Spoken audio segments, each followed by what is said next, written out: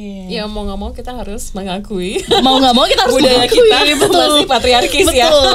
Betul. Dan itu Pekerjaan aja sangat terbagi gender ya. mendarah daging sampai perusahaan aja gitu kan mikirnya.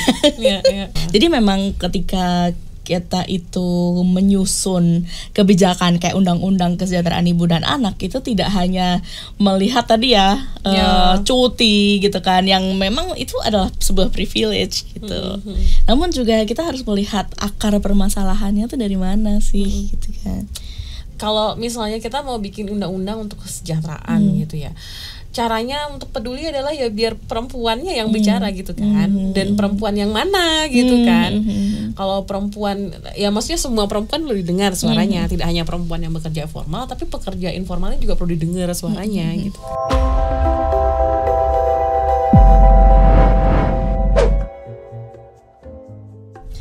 Hai semuanya, welcome to Policy Talk Departemen Manajemen dan Kebijakan Publik.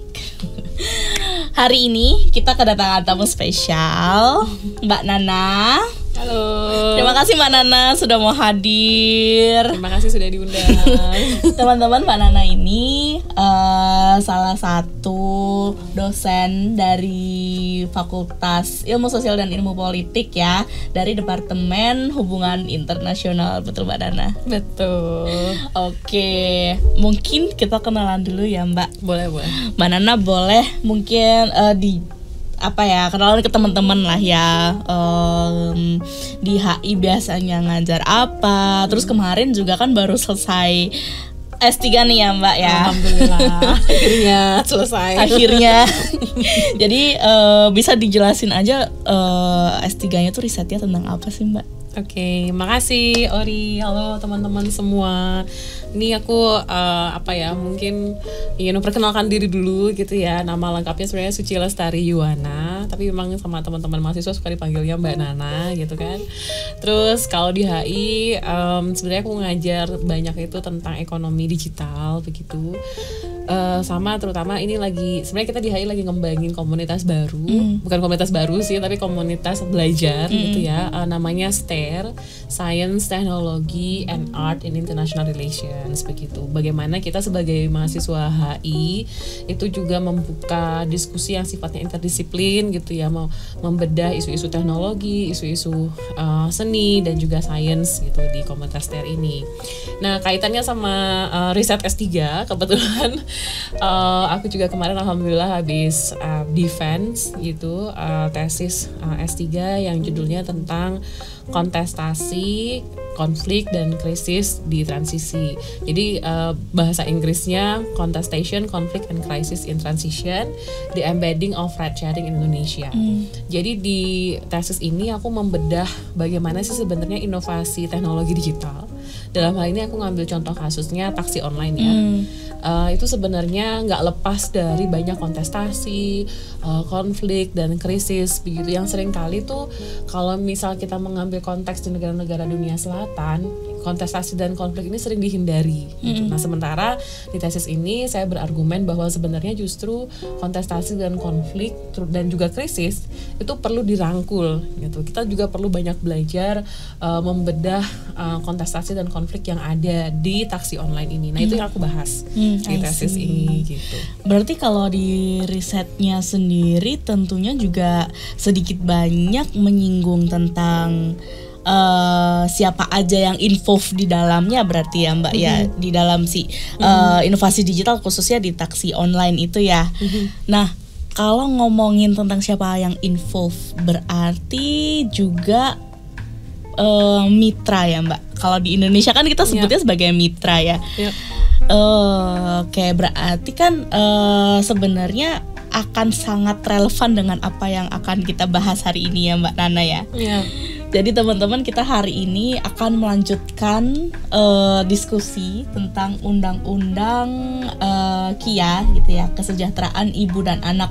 Kalau teman-teman recall dari seri sebelumnya, saya dan Mbak Nurul ngobrol mengenai kebijakan baru yang dikembangkan oleh pemerintah begitu, yaitu UU KIA dari sisi formalnya begitu ya. Nah, kemarin sempat disinggung juga bahwa penting loh untuk kita mendiskusikan juga nih ya, bagaimana undang-undang tersebut kemudian bisa atau mungkin tidak bisa memproteksi kelompok-kelompok tertentu, gitu ya Mbak ya. Nah, di sini hari ini kita akan lebih fokus membahas ke ibu bekerja, namun khususnya yang bekerja di sektor informal.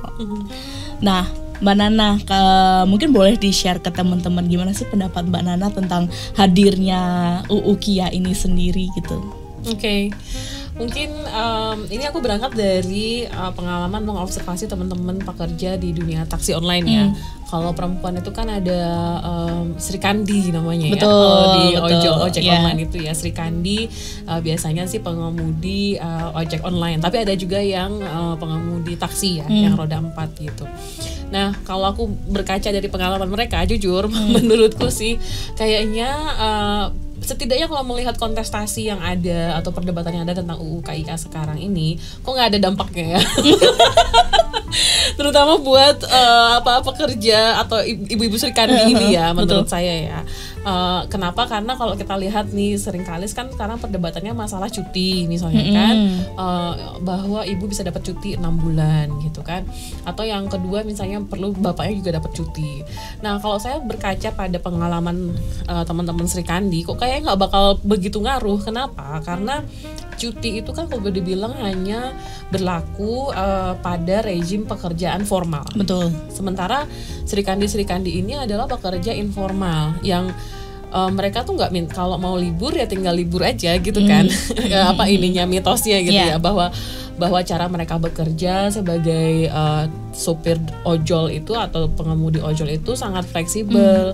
Mereka kalau nggak mau kerja ya tinggal matiin aplikasinya, kalau mau kerja tinggal nyalain gitu kan. Sehingga kalau kita lihat konsep cuti itu nggak nyambung gitu sama pekerja informal ini. Dan buat mereka juga, ya ngapain aku memperjuangkan hak cuti, lebih penting aku memperjuangkan hak tarif misalnya, betul. Atau hak dapat misalnya bagaimana mempertahankan review atau rating yang bagus misalnya supaya akun mereka menjadi gacor, mungkin lebih ke situ ya. Jadinya kalau dilihat dari pengalaman pekerjaan formal, kalau kita bicara mengenai cuti kayaknya sih nggak begitu berdampak langsung. Betul. Terus kalau kita melihat kenapa akhirnya ini perlu dipertimbangkan lebih dalam, karena kalau kita lihat jumlah pekerja informal perempuan gitu ya di Indonesia, kalau dari data BPS itu jumlahnya jauh lebih banyak daripada pekerjaan formal.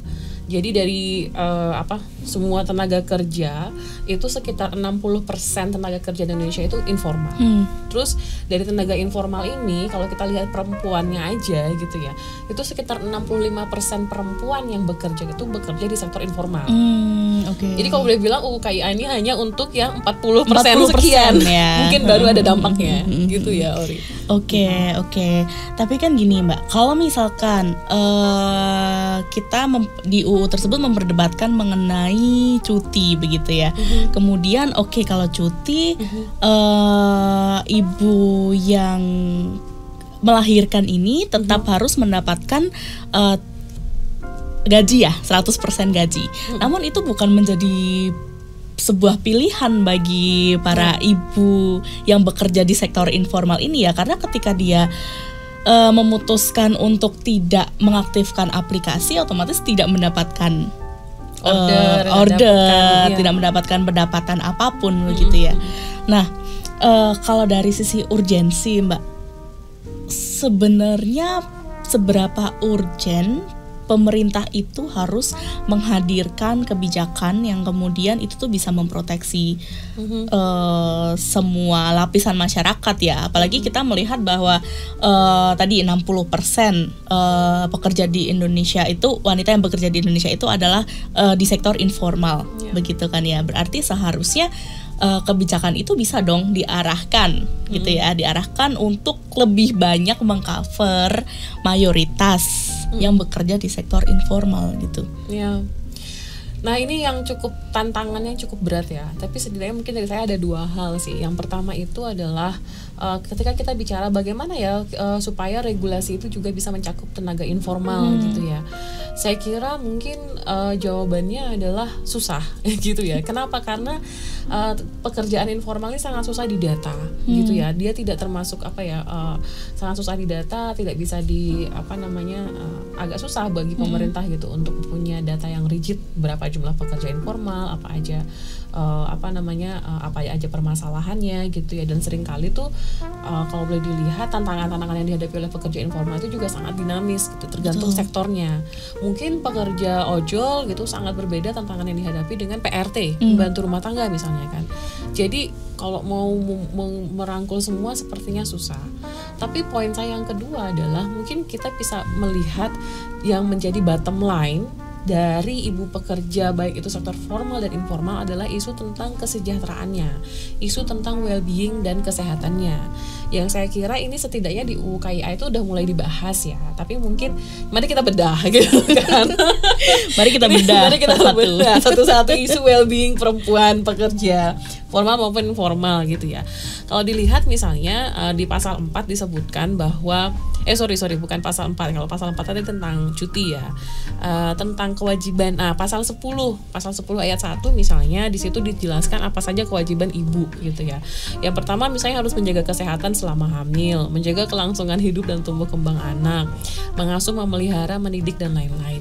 Nah, saya kira ini kewajiban-kewajiban yang sudah menjadi persyaratan dasar bahwa seorang perempuan mau jadi ibu ini loh yang harus diperhatikan. Tapi kan pertanyaannya adalah apakah ini hanya menjadi kewajiban seorang perempuan gitu kan?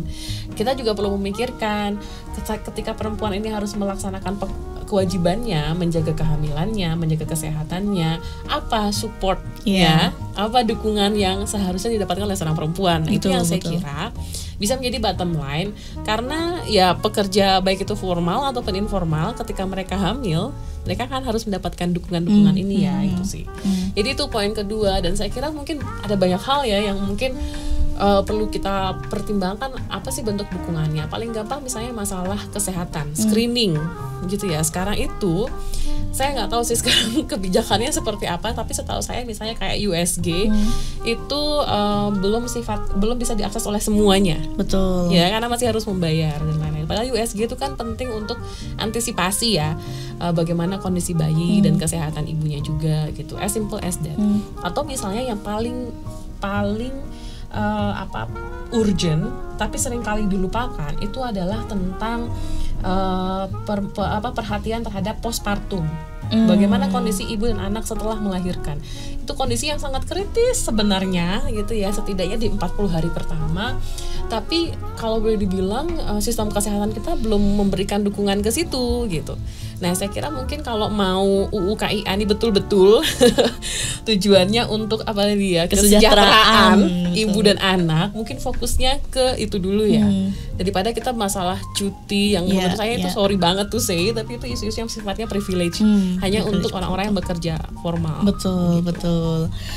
Lagi pula kalau misalkan kita gali lebih dalam lagi ya Mbak, sebenarnya kebijakan pemerintah itu untuk mendeliver tadi ya yang dikatakan sebagai kesejahteraan ibu dan anak itu bisa lebih dari kebijakan yang sifatnya lain ya, misal dari kesehatan tadi ya yang dikatakan oleh Mbak Nana. Karena kalau dipikir-pikir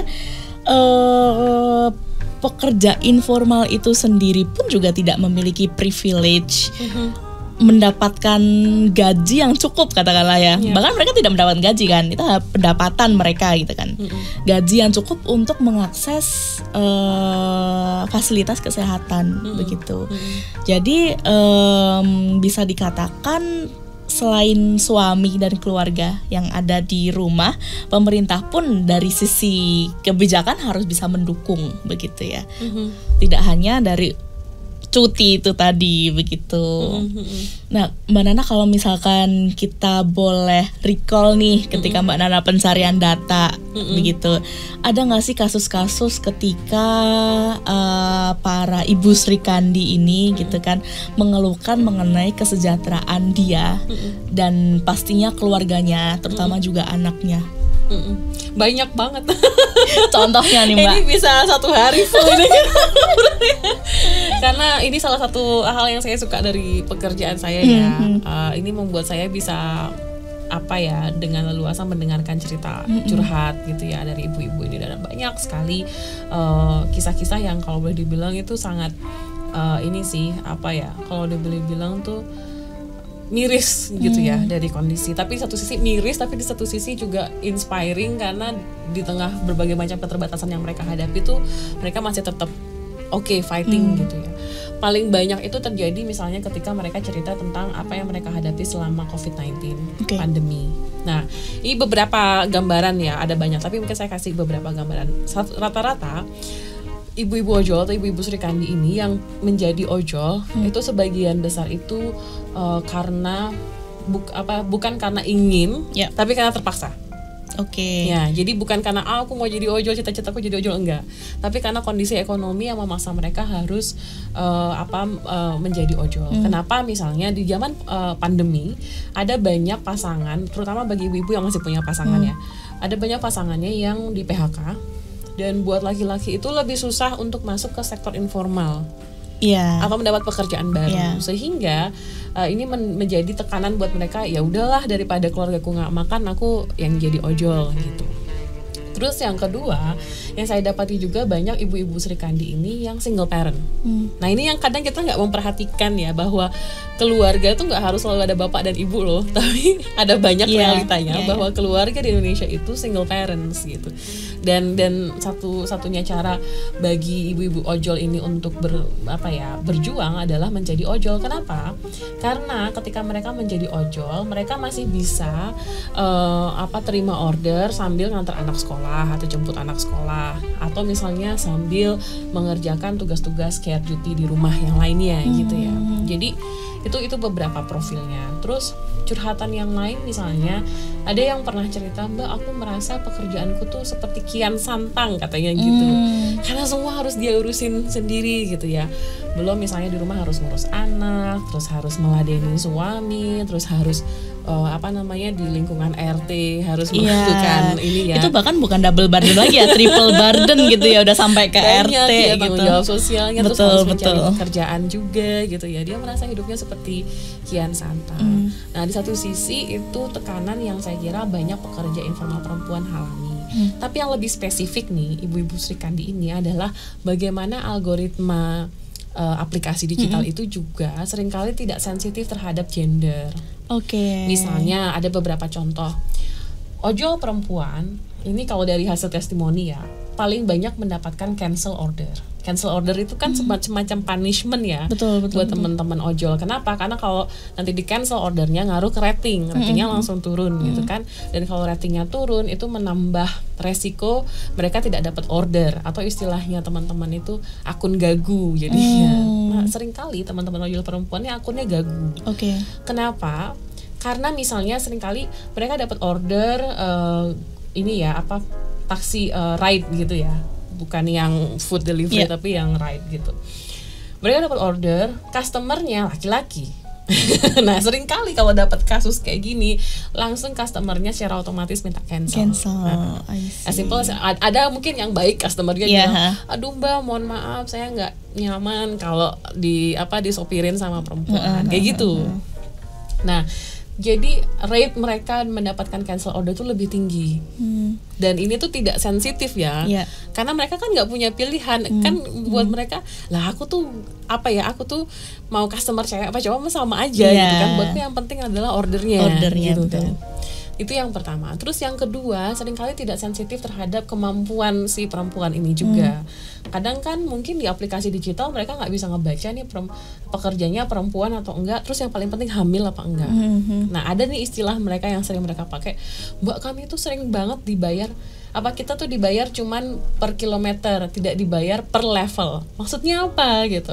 Mereka bilangnya gini, maksudnya adalah orderan kita mau jaraknya sama apa enggak, misalnya cuma 1 kilometer.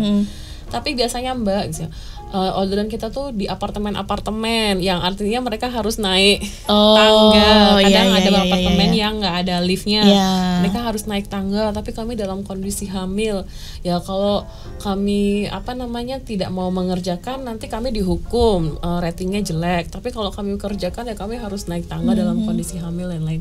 Nah ini yang aplikasinya atau digital aplikasinya itu tidak sensitif. Iya betul. Gitu ya. Sebenarnya saya kira ini menjadi hal yang penting, jadi bukan hanya pemerintah tapi juga perusahaan aplikasinya ya sebenarnya, bagaimana membuat bagaimana membuat aplikasi digital yang sensitif gender terhadap sensitif isu-isu gender. I see. Ya karena jangankan aplikasi digital yang saat ini ya, istilahnya kan masih recent banget nih ya aplikasi digital. Dari dulu aja, tadi juga Mbak Nana menyampaikan bahwa laki-laki itu ketika kena PHK akan lebih susah untuk masuk ke formal sektor. Ke formal sektor gitu kan. Karena umur udah ketuaan betul. Dan perusahaan-perusahaan itu yang mereka kebanyakan mempekerjakan informal workers itu merekrutnya kebanyakan perempuan gitu kan ya. Ada berbagai argumen nih. Oke, karena tenaga kerjanya lebih murah gitu kan. Mereka lebih telaten begitu ya kalau untuk di urusan garment seperti itu. Gitu. Jadi society dan perusahaan tentunya gitu kan, itu tuh masih menganggap bahwa pekerja perempuan yang itu tuh di sektor informal itu tuh adalah sebagai penyokong, hanya sebagai penyokong keluarga karena menganggap suami yang mencari nafkah utama gitu kan. Jadi mereka seperti di nomor 2 kan, atau bahkan nomor kesekian kan gitu ya. Tadi dari aplikasi yang tidak gender sensitif, kemudian juga ada gap ya di tempat lain, walaupun tidak di seperti ojol-ojol begitu, di tempat lain juga ada gap di gaji seperti itu. Jadi sepertinya memang bukan hanya pemerintah ya Mbak, tapi juga swasta dan society secara umum gitu kan. Oke. Ya mau nggak mau kita harus mengakui. Mau nggak mau kita harus budaya kita masih patriarkis ya.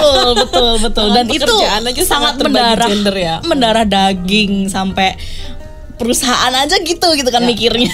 Iya. Tapi setidaknya sekarang udah ada tren lah. Kita kan udah mulai bisa pointing out dari Me Too movement dari Me Too movement, isu tentang kekerasan seksual di lingkungan kerja juga udah mulai mengemuka ya. Nah mungkin nextnya adalah kesejahteraan gitu kan. Jadi memang ketika kita itu menyusun kebijakan kayak undang-undang kesejahteraan ibu dan anak, itu tidak hanya melihat tadi cuti gitu kan, yang memang itu adalah sebuah privilege gitu. Namun juga kita harus melihat akar permasalahannya tuh dari mana sih gitu kan. Tidak mantap ya, keren Nori. Ini gimana nih next Minister of Women Empowerment? Aduh, amin. Pusing ya tapi pusing emang ya, tapi memang menurutku adalah we should start from peduli dulu gitu. Kalau misalnya kita mau bikin undang-undang untuk kesejahteraan gitu ya, caranya untuk peduli adalah ya biar perempuannya yang bicara gitu kan, dan perempuan yang mana gitu kan. Kalau perempuan, ya maksudnya semua perempuan perlu didengar suaranya, tidak hanya perempuan yang bekerja formal, tapi pekerja informalnya juga perlu didengar suaranya gitu kan. Karena itu merepresentasikan mayoritas pekerja perempuan di Indonesia tuh. Iya loh. Masa suara mayoritasnya menjadi minoritas dalam undang-undangnya kan ini tidak ya, tercover gitu. Terus kalau misalkan dari ngobrol-ngobrol dengan Ibu Sri Kandi gitu Mbak, coping mekanismenya terus seperti apa dong Mbak ketika mereka menghadapi berbagai permasalahan ya di rumah tangga ada, di masyarakat ada, di pekerjaan ada, itu gimana? Ini pelajaran, makasih banget ya udah nanya ini. Karena ini jadi unek-unek aku. Tapi ini pelajaran yang aku berharga dapat dengan dari mereka gitu ya, yang aku pikir sangat berharga dan aku pengen banget share ini gitu ya.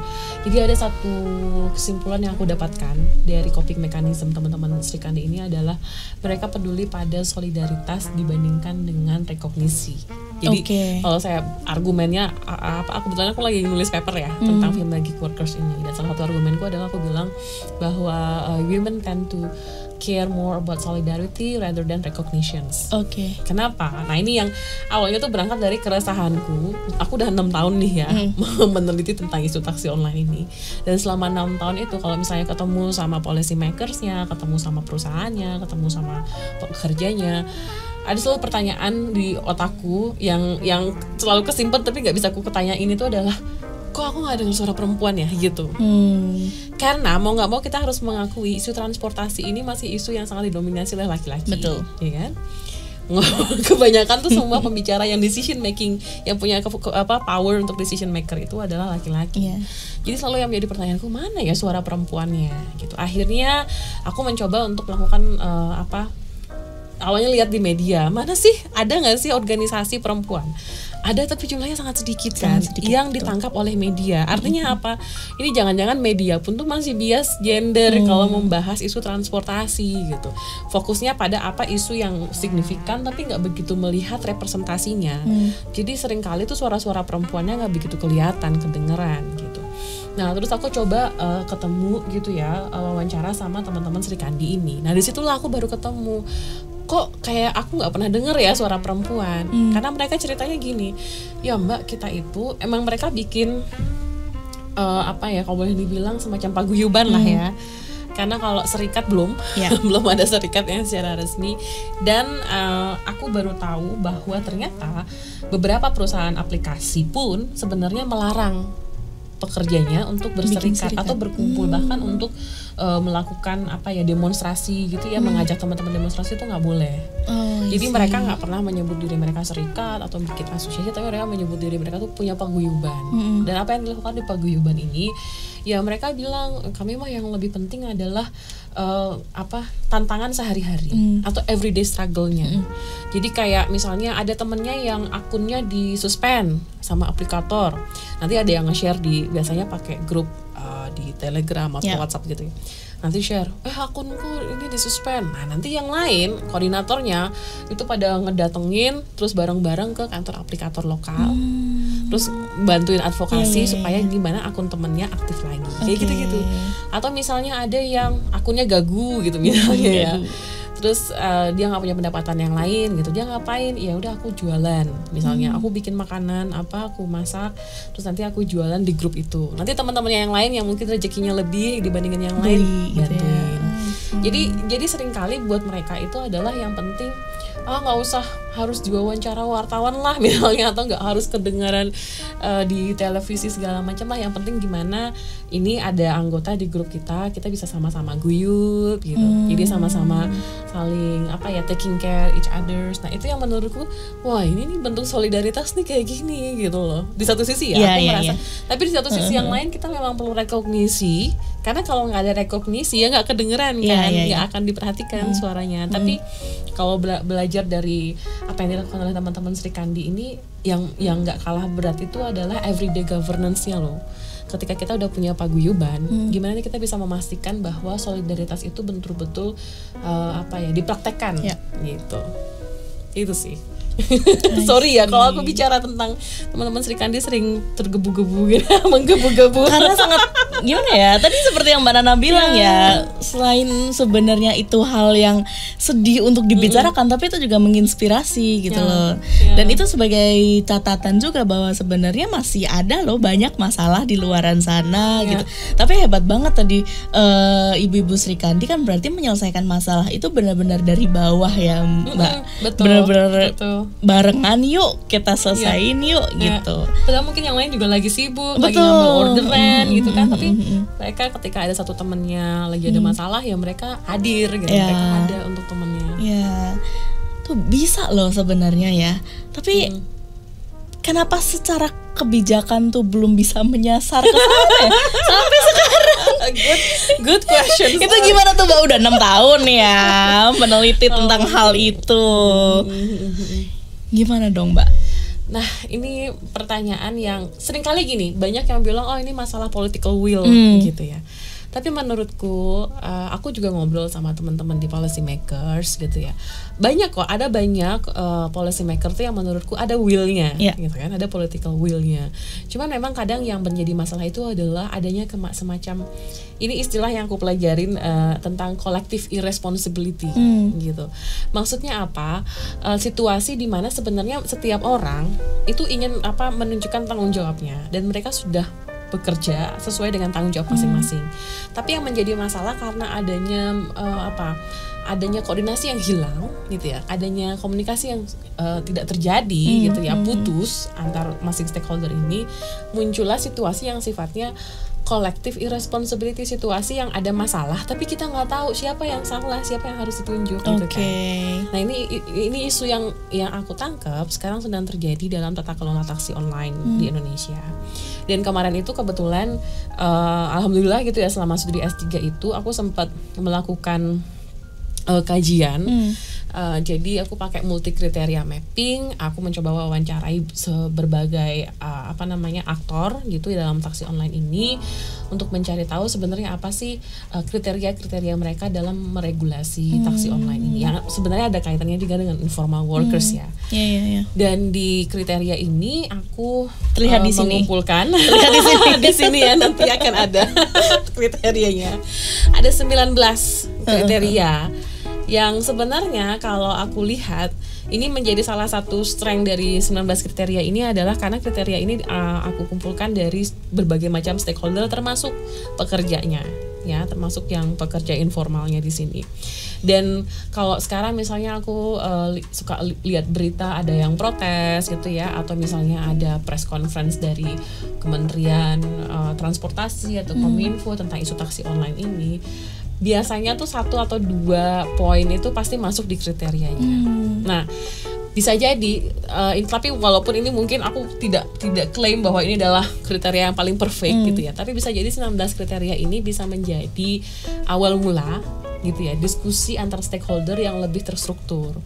Dan sebenarnya ada satu argumen satu insight dari 19 kriteria ini yang seringkali misalnya orang menjadi salah paham. Orang kan selalu ngomong online taksi itu ini masalah data infrastruktur, ini masalah SDM-nya gitu ya, SDM di bidang teknologinya. That's true. Tapi dari 19 itu hanya 4 loh yang sifatnya teknis. Dari 19 kriteria itu. Jadi hanya yang 4 itu digital infrastructure, digital talent, terus tentang transportation kuotanya kalau dari Kemenhub, sama tentang public transportation systemnya. Itu kan 4 tuh sifatnya teknis ya, di bidang teknologinya. Artinya 15 kriteria yang lain itu adalah kriteria-kriteria di bidang sosial, di bidang ekonomi, di bidang regulasi.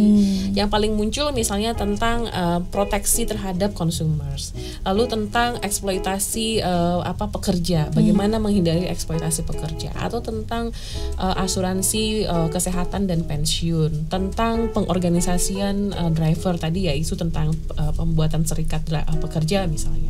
Nah, itu hal-hal yang justru juga menjadi kriteria penting tapi masih sering luput gitu loh dalam diskusi ini. Nah, aku pikir sih, aku berharap gitu ya, mudah-mudahan 19 kriteria ini bisa menjadi semacam entry point untuk kita bisa meregulasi taksi online, dan kalau bisa ini yang sifatnya sustain gitu ya.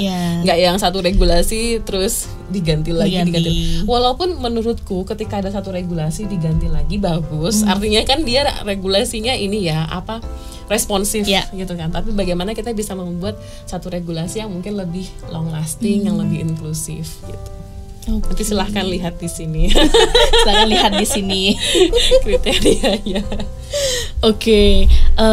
Mbak Nana, mungkin ini yang terakhir ya. UU KIA ini kan sebenarnya memang sedang akan disahkan ya, dan kemudian nanti akan diturunkan menjadi ada peraturan pemerintah, mungkin ada peraturan presiden dan lain sebagainya begitu ya.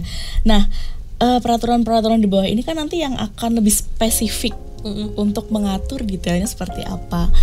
kalau dilihat dari sisi, kalau diberi kesempatan begitu ya, diberi kesempatan untuk bisa menyuarakan untuk para ibu yang bekerja di sektor informal ini, harapannya tuh seperti apa sih undang-undang ini tuh nanti akan berbentuk seperti apa yang kemudian bisa kita juga merangkul dan memproteksi para ibu pekerja yang ada di informal sektor ini. Oke. Ini menarik sih. Kalau aku mungkin melihatnya ini bisa menjadi cantolan karena kan seringkali kalau teman-teman pekerja informal ini perlu punya cantolan peraturan atau undang-undang gitu ya untuk menyuarakan aspirasinya. Nah, saya kira mungkin undang-undang ini bisa jadi cantolan untuk pekerja informal perempuan gitu kan, yang yang mungkin menitik beratkannya. Kalau kita melihat rancangannya sekarang kan masalah pekerjaan masih timpang ya, isunya formal. Tapi setidaknya masalah kesehatan, masalah well-beingnya, nah itu yang mungkin setidaknya bisa dipakai ya oleh teman-teman pekerja informal ini. Tapi seringkali ini sih harapan saya adalah mungkin nanti bentuk sosialisasinya atau bentuk ininya ya mainstreamingnya itu lebih inklusif lagi isunya. Karena kalau sekarang mungkin kan di media yang sering yang dibahas hanya isu-isu yang sifatnya pekerja formal ya, cuti. Nah mungkin nanti bisa dibahas isu-isu yang juga matters, isu-isu yang juga bermanfaat untuk pekerja informal, misalnya seperti tadi tentang apa hak sebagai perempuan yang bekerja dan juga baru melahirkan dalam hal mendapatkan isu keamanan kesehatan misalnya, walaupun mereka bekerja di ojol tapi kan bisa jadi perusahaan aplikasi bisa memberikan manfaat ini ya, asuransinya kah, atau misalnya pelayanannya kah, atau as simple as tidak tidak menurunkan rating, tidak memberikan suspend pada perempuan-perempuan yang lagi hamil misalnya, atau pada perempuan-perempuan yang baru habis melahirkan misalnya, kayak gitu. Dan itu sangat possible untuk dilakukan, ya? Sangat bisa, kalau misalnya ya itu perlu. Saya kira kita perlu mendengar suara-suara dari teman-teman pekerja perempuan informal ini. Dan setelah didengarkan ya harusnya kita follow up gitu ya, betul. Baik itu dari pemerintah ataupun dari perusahaannya. Okay, because we all in this together gitu ya Mbak. Terima kasih banyak ya Mbak Nana sudah mau hadir di podcast kami gitu. Jangan kapok. Terima kasih juga sudah diundang. Jangan kapok. Siap. Teman-teman, terima kasih untuk sesi podcast kali ini. Teman-teman sudah bergabung sampai akhir. See you di podcast selanjutnya. Terima kasih sudah mendengarkan.